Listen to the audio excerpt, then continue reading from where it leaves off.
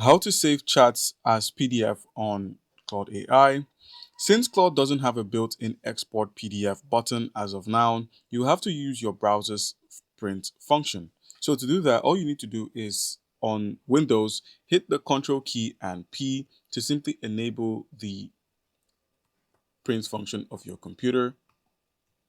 All right, and now once the print interface comes up, where we have Microsoft Print to PDF, just click on Microsoft Print to PDF or click on Save as a PDF and then click on Save here.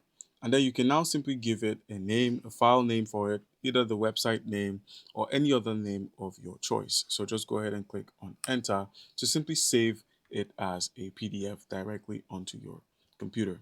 Now, a second option of this would be to simply use the Control key again or the Command key on the Mac and click on A, and then simply use the Control key again and C to simply copy everything on your screen. Once you have, just simply search for the Microsoft Word and then simply open up Microsoft Word on your computer. Now, enter the blank document option, use the Control key again and save, and now you have the entire web page saved onto your browser, onto your Microsoft Word. And now all you need to do is click on File, click on Save As, click on Recent or select a document folder.